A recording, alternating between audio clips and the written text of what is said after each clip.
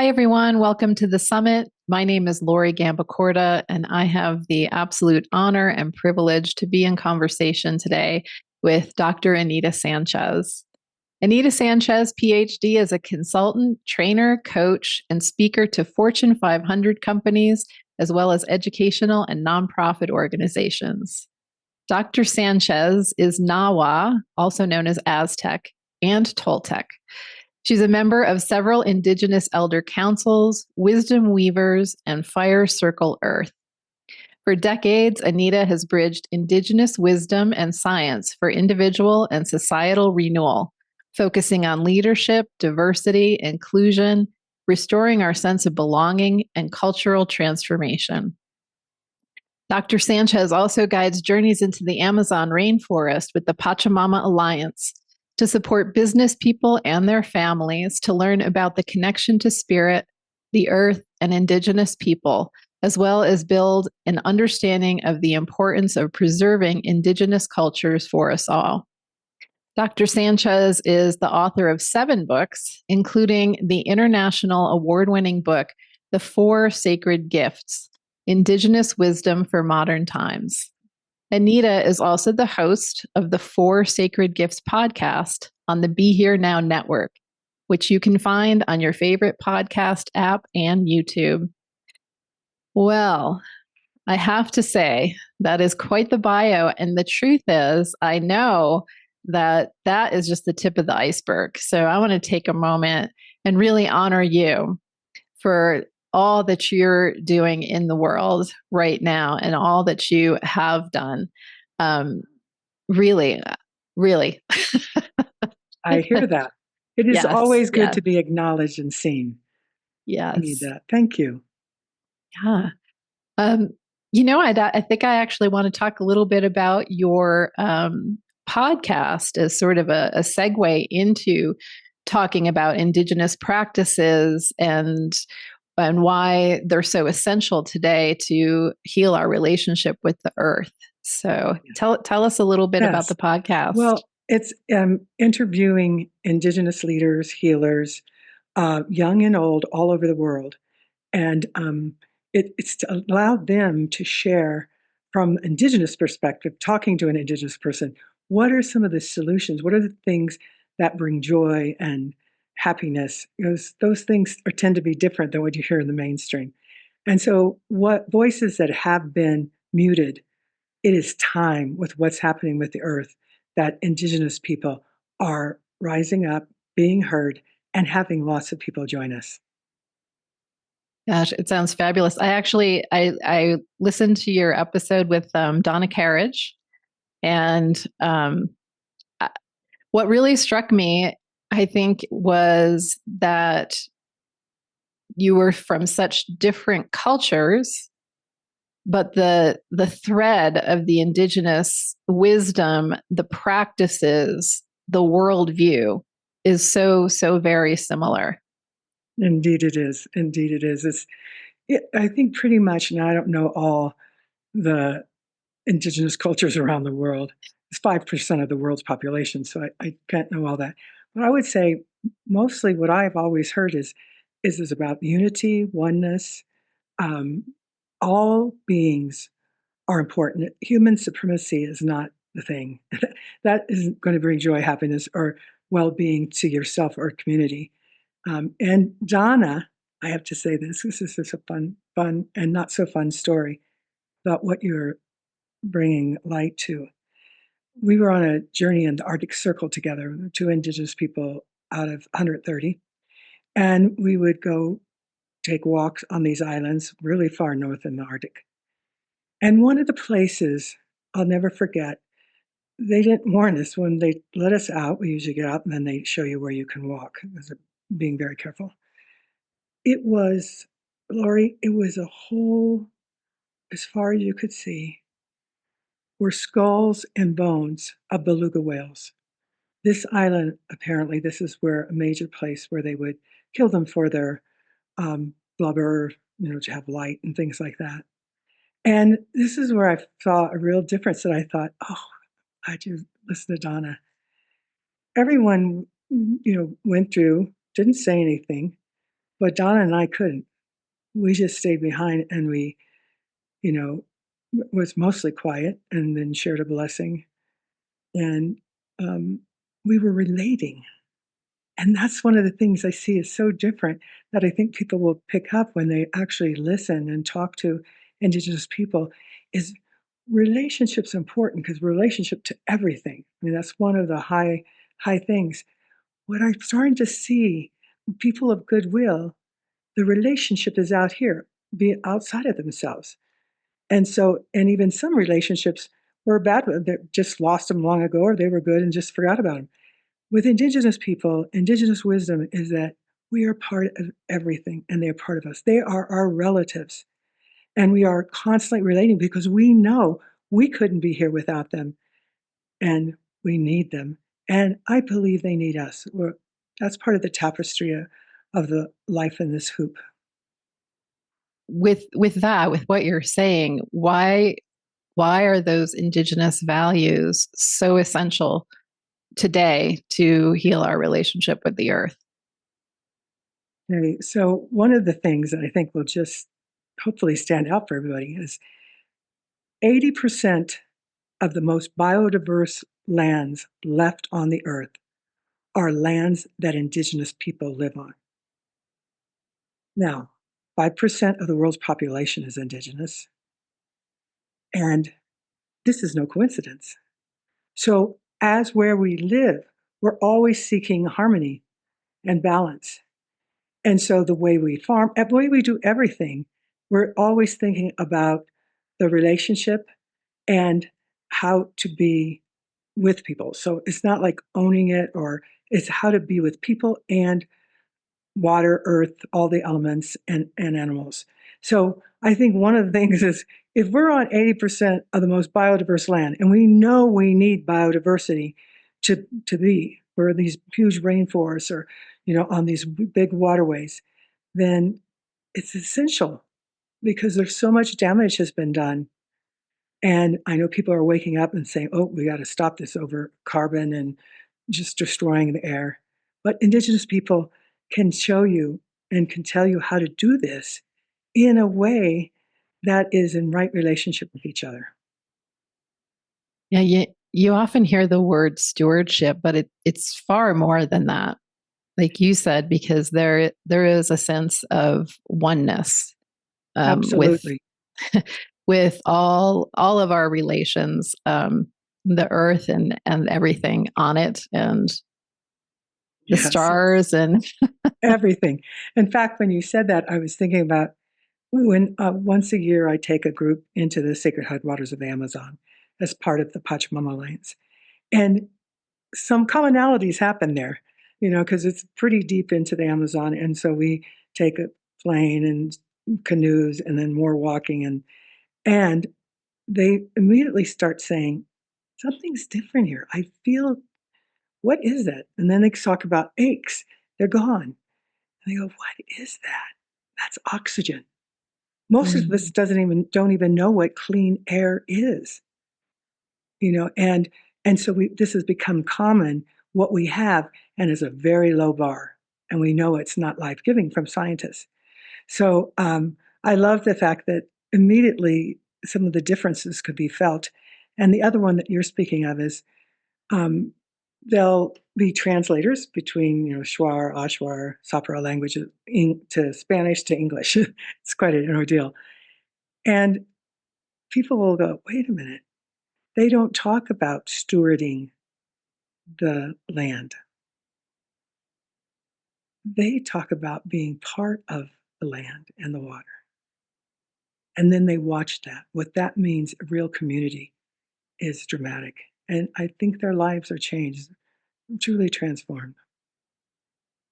Can you share with our audience, like, what are some of the practices that you share with the participants that you do take into the Amazon that help them connect more deeply with nature and indigenous wisdom in general?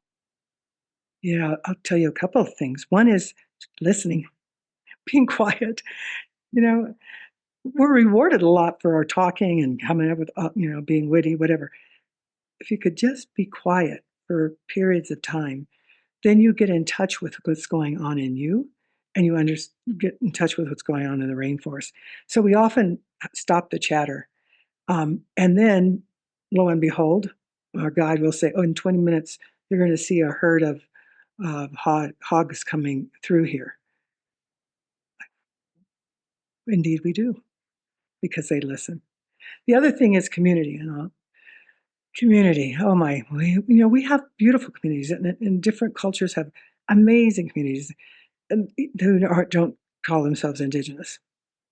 But community there is different. And I've seen it in various, not only in the Amazon, but in other places too. In the Amazon, the family gets up every morning around 4:30, and there's a fire and tea that's made. And that they drink that tea. It's not hallucinogenic or anything. It's tea. I can't remember the name of it right now. But anyway, they drink this tea and they share their dreams from the youngest to the oldest. And then based on their dreams will be input to what they do that day in being in right relationship. People aren't used to being in community that way. Maybe in some religious places, some sacred places, they feel that. But to see it in the practice of everyday life, it's very powerful. You've used this phrase a couple of times now, right relationship. So, what does that look like in practical terms? Yes. And how can people who are watching this start practicing right relationship on a daily basis? Yeah, I love that question, Laurie. Being in right relationship. And I think we're all becoming good relatives, or at least the hope is, even Indigenous people say we're always becoming better and better relatives. And so, a concept that I grew up with and I still hear today is you're either good medicine or bad medicine. Good medicine is anyone or anything that puts in alignment the spiritual, mental, emotional, physical. Bad medicine is anyone or anything that takes that out of alignment, that spiritual, mental, emotional, and physical. And so when we talk about being in right relationship, it's talking about dignity, respect, also honoring their sovereignty. And sovereignty, the dictionary, I looked it up. I was like, well, that's kind of true. Control of your land and your body. It means more than that to us as human beings. It means life itself for all the beings. So when we talk about wanting respect, sovereignty, and relationship, we're talking about life. And so that's a little bit to explain right relationship. So every day I go, is this good medicine or bad medicine? And if I'm in doubt, don't do it. Pause and wait till you've reflected enough to know what it is.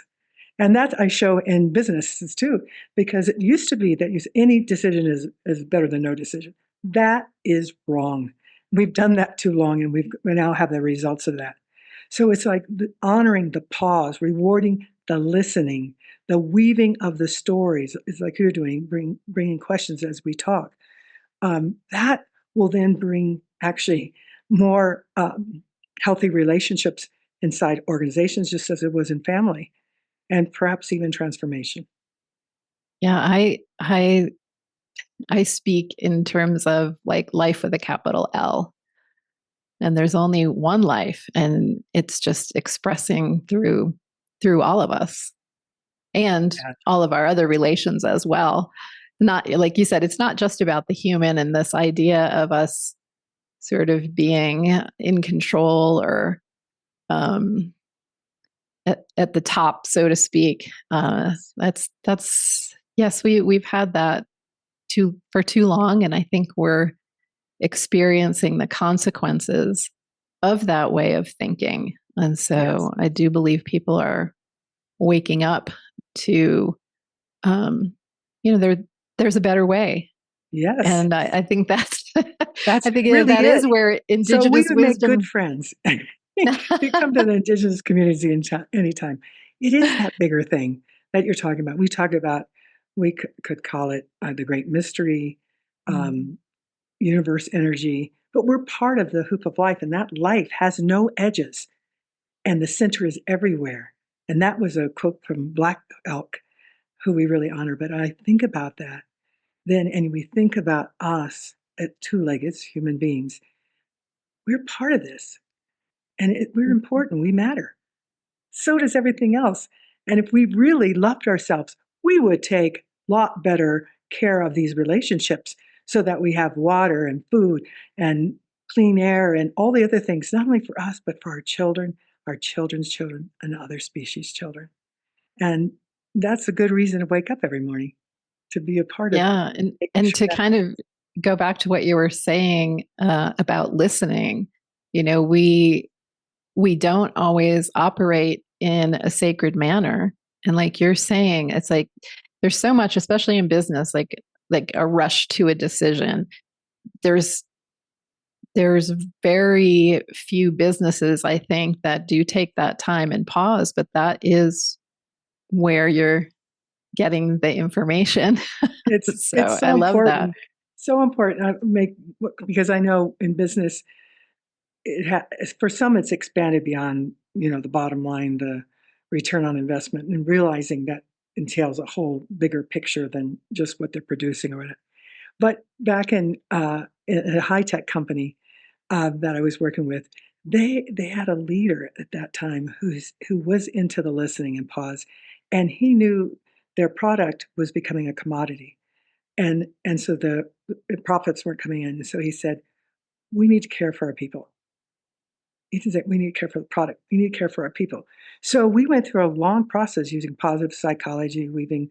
I was weaving indigenous wisdom in that, which is positive psychology actually, and in 1.5 years, they went from 25 billion to 29 billion in a flat market. And people were, what did they do?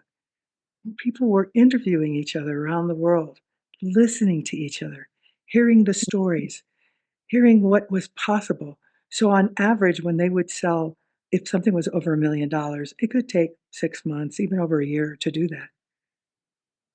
This process of positive psychology, appreciative inquiry, indigenous wisdom, what they did is those were happening in 3 months, 3 months time. And so it's there's something to be said when we care about relationships. We all know that. We all want healthier relationships. I think in business, I go in rooms and ask, and everybody raises their hand. And then you have some of the leaders say, "Well, yeah, I'm tired. This is my third wife, and it's not looking good," and on and on. And you know, there's a cost of human supremacy. There's a cost of thinking we are above everything and in control of everything. And there is some joy and feeling the strength when you know that you're not alone, that our ancestors, the people around us now, all of these other beings, trees, everything, are rooting for life, to seek life. That's how it operates, and for the future. So that listening, just taking that time. Some people would say, "Why are you wasting your time having people tell stories?" Well, we live by stories. We don't live by bullet points. We live Right. and we weave them when we're listening. It's not just, "Oh, I'm listening now and you're talking. Oh, yeah, now I'm talking." No, we're weaving the stories. And that's what we're doing here is we're weaving. We're weaving on behalf of all the people who are watching and listening, who also care about being in right relationship. Even though they might not call it that, being a good relative to the earth and to everyone. So beautiful. I want to turn for a minute to your book, The Four Sacred Gifts. And could you share one or two of the gifts that people can incorporate into their lives to foster that sense of simplicity and connection to the earth? Yes, and it's really important. Um, so there's four gifts, and forgiveness, healing, unity, and hope. Hope. So I'll talk about hope and unity. Hope. Anyone can. We all have the capacity to have hope. Although frequently in the last few years, people have said they feel hopeless. And one of the things that you can ignite that which is already a part of you is to dream. And then people sometimes say, "I forgot, Lori." They'll say, "I don't even know how to dream anymore." It's so heavy. I said, "Well, just try day or night dreaming. But before you go to bed, just ask, let me dream. Let me, you can, if you believe it, ancestors speaking to you, if you just you'll be comforted by what exists around you, allow you to dream. And what I find is that people begin dreaming, maybe not immediately if they've not done it a long time. And those dreams are energy. They're a way to move toward what is wanted.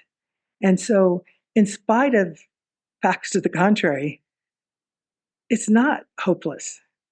It's all possible for us still to have a thriving world, to repair what we've done. We have to do it now. So, so dreaming is part of hope. So please dream, dream, dream. And the other one I'll say quickly is unity. Um, we need community so bad. There's so much. Differences aren't bad. Differences are good. The polarization is bad. How we've just divided everything and everyone.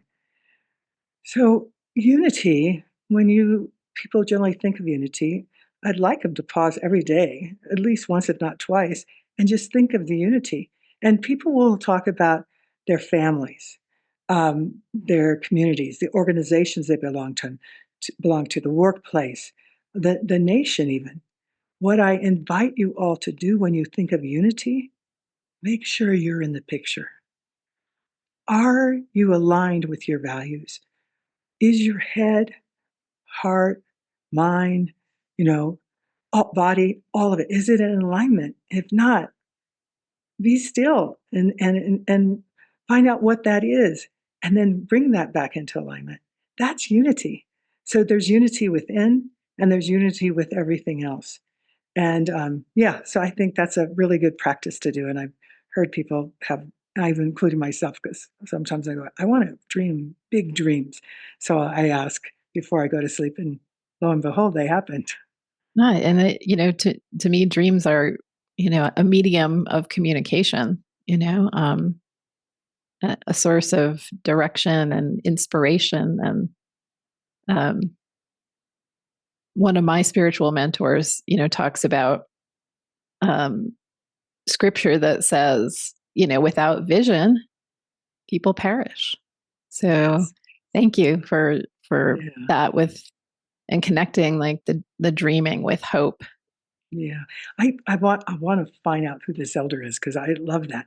There's a spiritual elder, Michael Beckwith, and he's in an organization with me. So but he says, I love it. He says, pain pushes till vision pulls. And Yeah. being pushed is a lot of jerking and a lot of energy being used and Mm-hmm. resistance, but pulling, just pulling, because you're drawn toward that's what you see, that what you feel, that what you're in touch with in your dream, and what might be, what could be. Ah, um, you had mentioned you talked a little bit about a business that was like high tech, and Mhm. so I want to ask, in your work, you work with corporations and with Indigenous elders. So, what insights can you help the audience with as far as finding that balance between the the convenience technology gives us? I mean, of course, like we're here having this wonderful conversation Yes. because of technology, Yeah. and the balance between the convenience and then living more simply, more earth conscious, more connected. Yes. Well, it's true. It's a hard one, because I'm not going to give up my computer. I'm not going to give up my phone. So don't all of a sudden turn off your ears listening with your ears and your heart. I'm going to start with the beginning of that. Human beings are sacred. They don't always operate in a sacred way. Human beings have the capacity to build, to create sacred things, like technology.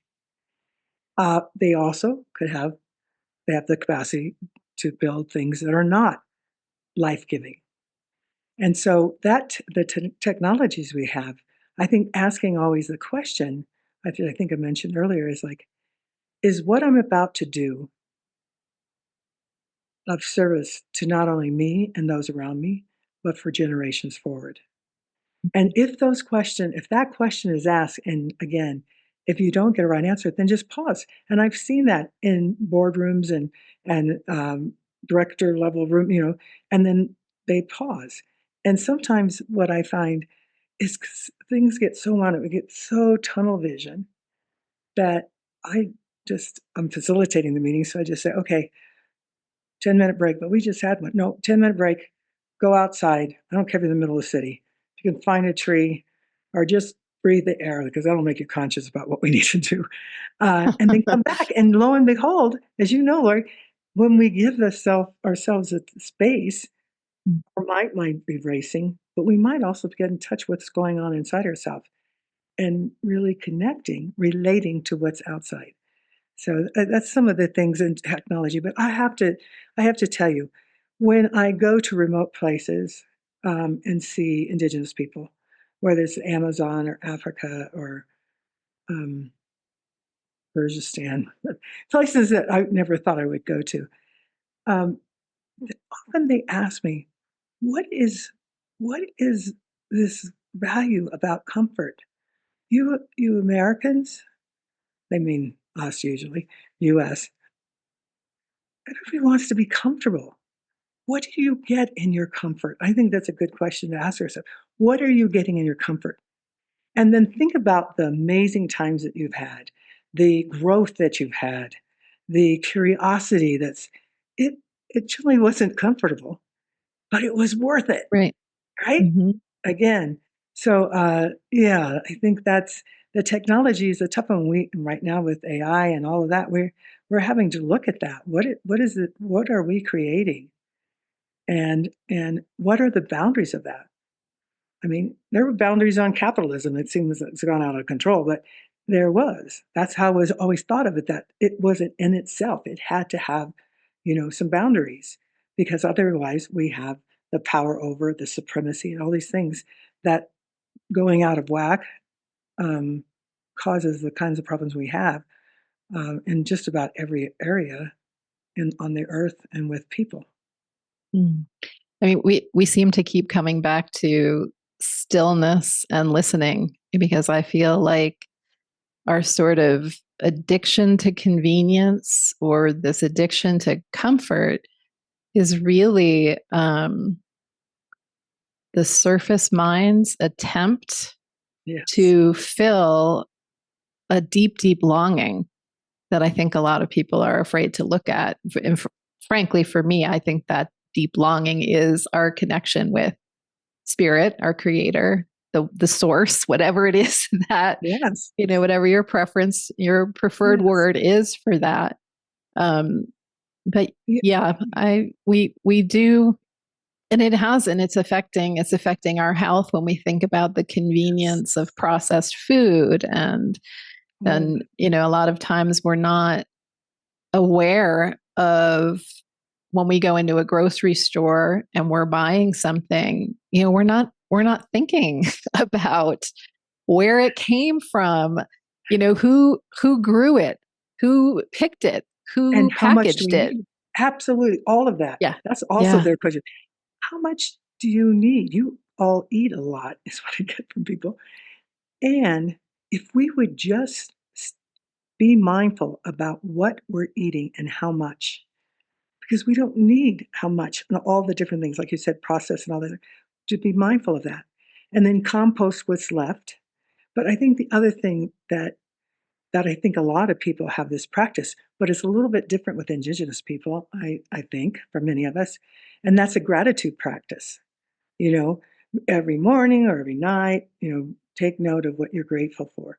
Because that gives you energy too and makes you remember your relationships by doing that. However, in Indigenous communities, we're just in the Black Hills with business people, scientists, philanthropists, and we were being hosted by the Lakota. And we'd sit and talk, and we realize, okay, we start wondering, being curious, not being attacking, but curious. What does this really mean? What does this mean? And so we know in terms of things we can do to help what's going on with the earth, the damage being done to it, and that is don't have food waste, which means don't overindulge, which means don't overindulge in a whole lot of ways that we do. No? Yeah, yeah. Food waste is Mm, huge, huge, huge in the United States. Um, and then kind of going back to technology too. I can't remember what the product is called, but I do recall seeing like looks kind of like a standard size garbage can, and it's like a compost that you can have right in your kitchen. But I thought, this is um, as far as business goes, like this is the kind of ingenuity that I think is based in the deep listening, the ability to dream and have hope for the future. Some people think I'm nuts, but I'm actually very hopeful, yes. very hopeful about the future because I guess because I'm not paying too much attention to the things that are the unsustainable things that are falling away right now. Um, and and putting my focus on my energy on the world that I would like to live in, the world that I would like to see, which is kind and just and does have a lot of room for Indigenous voices to be sharing. Um, you mentioned gratitude. Do you have a practice that you can share with Yes, I us do. that people And can use to this reconnect? fits this fits with not being comfortable, but now it's just normal. So for 22 plus, it's almost 23 years, um, I wake up every morning to see the sunrise, and I receive the seeds of light. I'm not asking for anything. Uh, I'm just there, and I usually stand on the earth or the snow that's on the earth, and I just watch the sun rise. And even if I can't see it, I know to the east to look there, and it's rising. Because just because you can't see it doesn't mean it's not there. So I'm receiving these seeds of light, and what it reminds me of that gratitude when I walk away. If I skip a day, which is rare, I skip a day. Even when I'm sick, I usually go out. It's it's off because I'm realizing as this is happening that I'm a part of all of this. Mm. And I have joy and responsibility. Nawa people, that some people know as Aztec, but Nawa is when we talk about happiness, a lot of things are, but the happiness that we are taught as children and growing up is being joyful, definitely being joyful. But that joy comes from responsibility and community. And so when you're in healthy community, you're joyful and you're responsible so that the relationships with everything and everybody goes as well as it can be.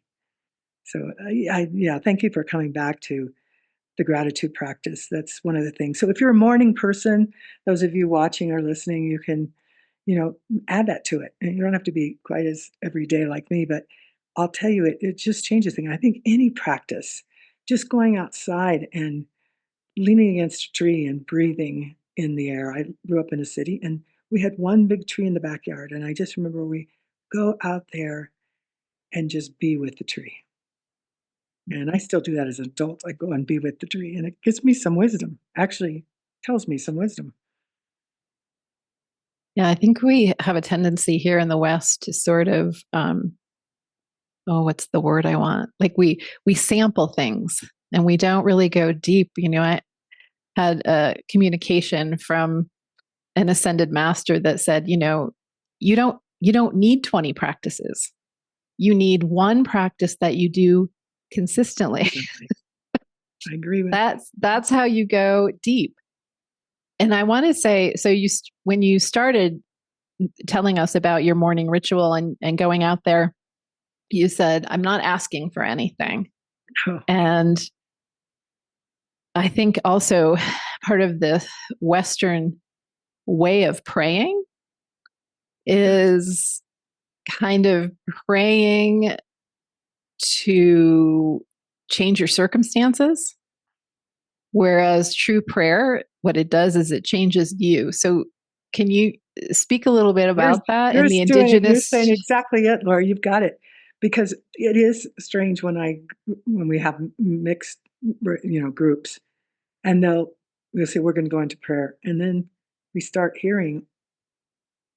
not bad. They want people to be healthy, if somebody's sick, but the stuff, it's stuff and more stuff generally. And when we're praying, it's not about stuff. It's it is total. Um, it's the joy. It's about being part of the hoop of life, and so that's a difference. And when we have people practice that, that's one of the practices I do when I'm in business, other places. Places they say it's really hard to break that, and I it, and but keep trying. And then what they start to find is what's really going on inside themselves. First of all, what is and how out of whack it becomes, and then knowing we have choice. We always have choice.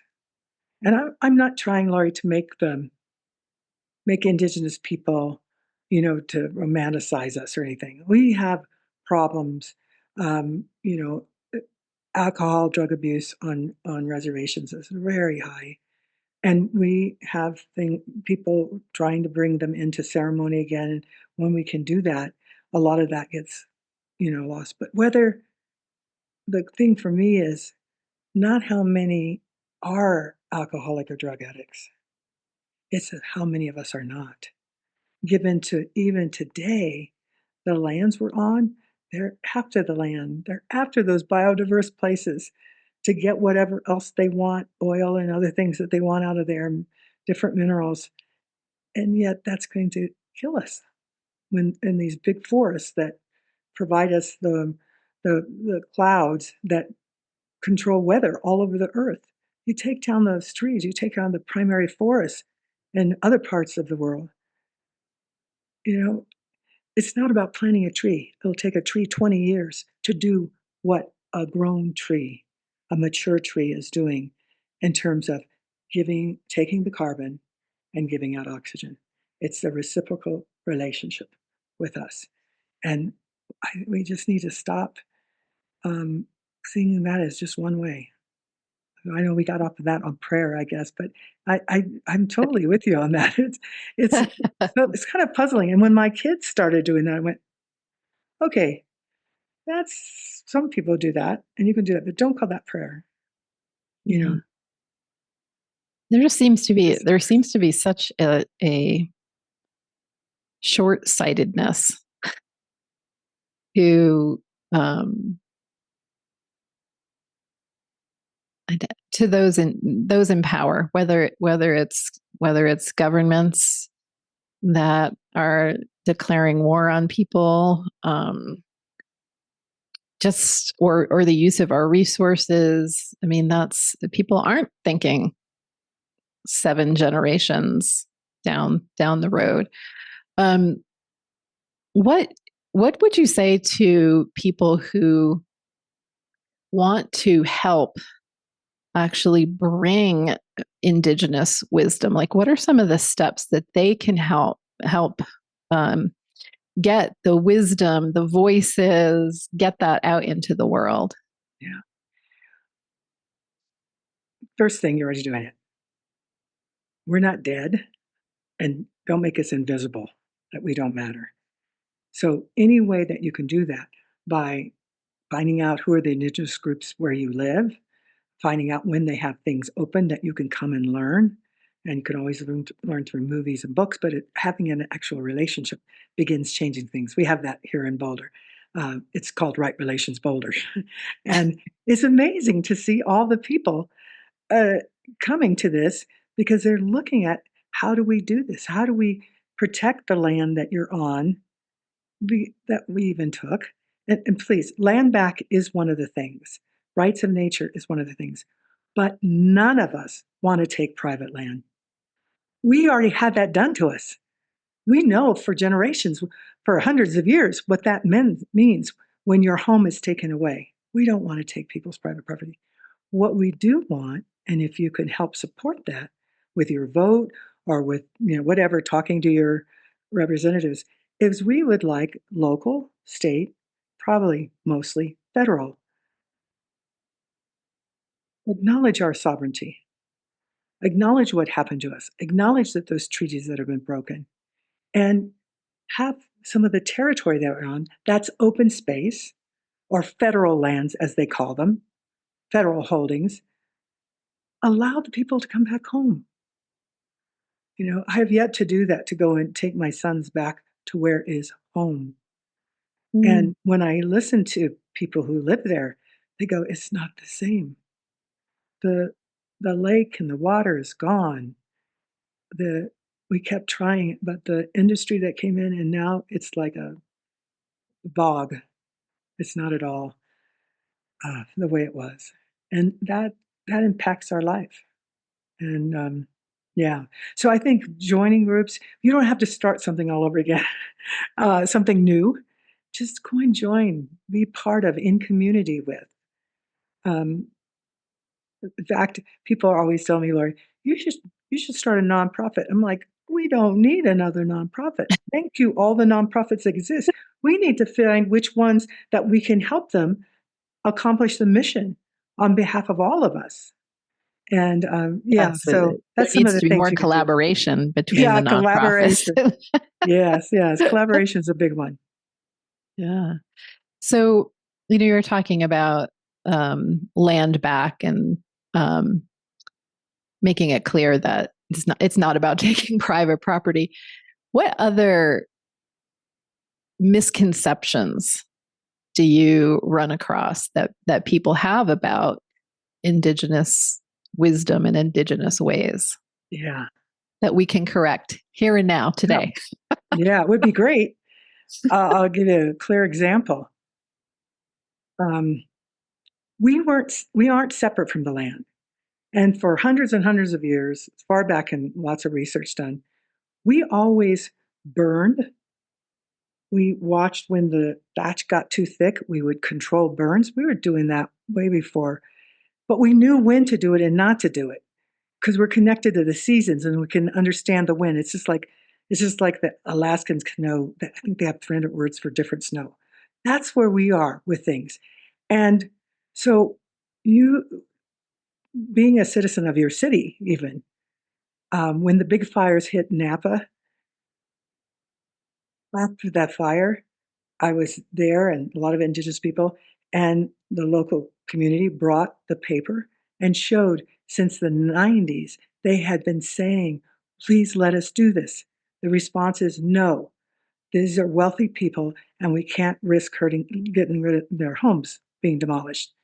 And the last time when that fire happened, only a few months before, they were denied again.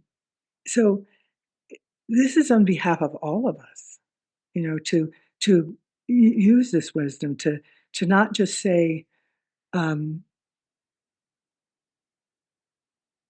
to talk about how we have managed and participated with reciprocity in our relationship, not that it didn't exist. So I think sometimes when things are so-called invented, consultants are really good at doing that, but so-called, it's acknowledging where it came from.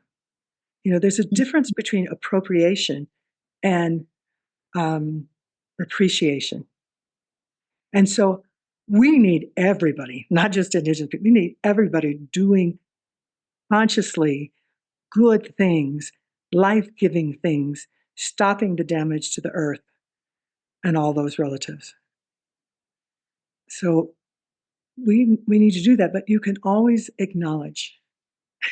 You can always, hey, this is where I learned this from, and they're trying to build a school, give money to that school. In fact, I was just at a meeting the other day, because it's Indigenous Peoples Day. And I thought this was great. There's a woman there who's given land. Now that makes people scared. Oh, they just want us all really just to give up our land. She goes, I have no children. And she just asked everybody, if you don't have children, and even if you have too much, you don't have to get all teachers, give it to the indigenous people local. So they have a place to come and do ceremony where they used to always be, and where the treaties weren't supported. And so I heard all these people who are not indigenous talking about, oh wow, we should look at that. What are we doing to change our relationship to people on the earth, to people who have kept for millennia the original knowledge that we are part of, that we have joy and responsibility in being in community with all our relatives. Is you're talking about Napa and the fire now. Now that is not something that we would see on the nightly news. Um, I mean, yes, we see about the fire, Fire, but but you we don't hear about wouldn't. the indigenous people. We exactly. We wouldn't hear this background that this had happened. Do you have any suggestions for people who want to educate themselves that are not they're not being exposed to these things in mainstream media? Do you have any suggestions of like where to go, where to look? Yes, um, there's a couple that come to mind right away, Lori. Cultural Survival, it's an organization, and they help all over the world. They're amazing, but it's on the ground impact that is happening. And look up Cultural Survival and see if there's anything that they're doing that you're interested in. Look up what are the indigenous owned newspapers. They may look more like a pamphlet compared to some of the big, yeah. nonetheless, the stories are in there. And so, Mm. one of the cool things during COVID, not that there were very many, but there were some, um, there was Indian powwow, and they invited non-Indigenous people to come to the powwow. And people learned so much about the dances and what they meant, and the language and the sound, and how that is in relationship to the environment that's there. And so, there's lots of ways to do that. And those are a couple of things in terms of reading. And then take a class. One that is real. Oh, just thought of a book. Becoming a Good Relative by Hilary Giovanni, a white woman. And she's been large part of her life learning about Indigenous people. And she is so vulnerable and speaking about the what things she was getting and the tough things she had to look at herself. But it has really steps, lots of practical things that people can see. Does it resonate for them? Sometimes it's not that it resonates, is that, oh, I could never do that. That might be the one you want to do. It's telling you, if that stuck out for you in the forefront, that's probably something that universe is telling you. Yeah, so those Right. are just some examples. Yeah. Um, so there's learning, right? So there's obviously there's a number of ways to do that you just mentioned. Mhm. We can read things, we can look at stuff on the internet, we can get invited to a powwow. What is your advice for people though to sort of take it to the next level where it's not like, oh, I went to a powwow and it was like a cultural experience for Yeah, I me, know. and then I go home and It's just an it's event. over and done. Yeah, And yeah, so I guess I want to use the word embodiment, like yes. Well, embodying the wisdom. that's what it is that, and again, that takes a time getting quiet. What did it just happen? I'm still working on what happened in May in the Amazon, and then what happened in the Arctic Circle in July, and then what happened at Black Hills. And in a week and a half, I'm going to go take from Lisbon, Portugal to San Juan. 300 people working on exactly what we're talking about, Indigenous people and others. And we're going to have those days on the ship that we can just share. But the other thing is, so take the time, because it takes time. You don't immediately get stuff. But you can always, this is going to sound like funny, you can always support um, public radio.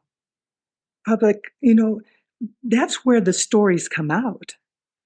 And they're always short of money. They need that, and they go after these. Oh, that's a good one. An eagle just flew by over here. Yeah, so support public radio. There's also stuff for free if you're short on money. That kind of resource.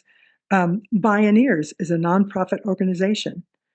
Bioneers, it puts out incredible videos, interviews, all and indigeneity is sort of at the central center of their programs. They also have on women, but that's really central. And you can learn all these things.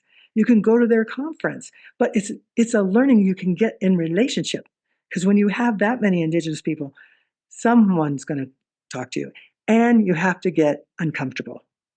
Because some people come to me, I tried, I asked, and they really didn't want me there. And that's it? You're going to leave it at that?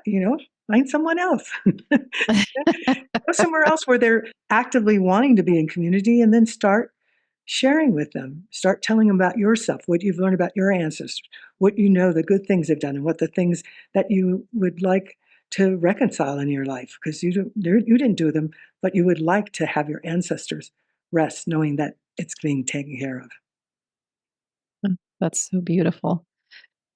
So we're coming to the end of our time together.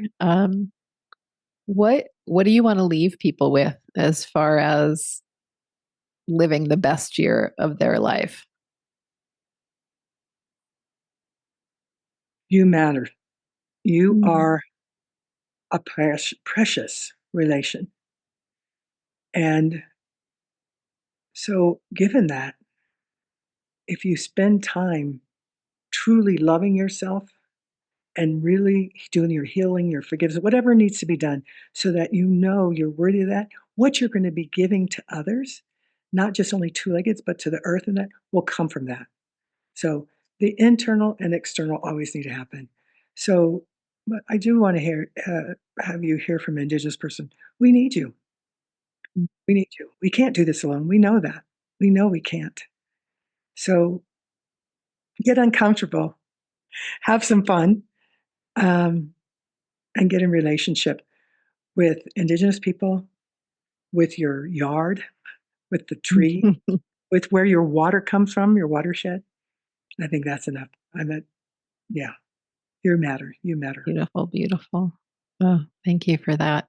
I know your podcast is on the Be Here Now network, and um, when you said we're not meant to do this alone, and it reminds me of Ram Dass saying we're all walking each other home. And that's why I said yes to them. It just started a couple months ago.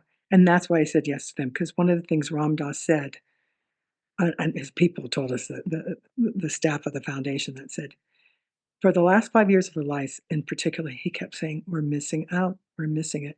We should have Indigenous people. They have relationship with Indigenous, but we should, in our broadcasting, in our community, our retreats and that, he talks about himself, he says, I talk about unity. I talk about oneness. But these people are living it every day, every second, every moment, even when they sleep. And so I was really honored when they asked me, please do this, please. And I'm hoping I'm not the only one, there'll be more, but it's just Yeah. bring it to the awareness of people, of who we are, what we are, and we're a big part, essential part of the solution to the Yes. problems we have right now. Right. And as we keep again coming back again and again to listening. And I teach my students, my Reiki students, like there's no substitute for sitting still. There just is no substitute for it. You actually have to take the time and do it. And the sages of India would say, by being still, you're going to surpass those who are running. Listening is a sacred act. Mm, That's what you're doing. You honor me. yes. Thank you for inviting me.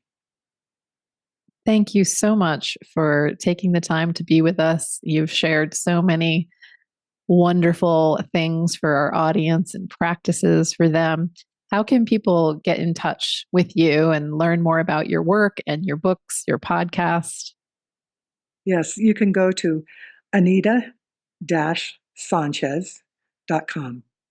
Anita, ANITA dot dash Sanchez.com. And you'll find all the different things that is going on. And I'm always highlighting other people, like, go there, because there's good stuff. Yeah. So thank you. Thank you. Thank you for the sacred conversation. in your presence and for all the beautiful work that you do in the world.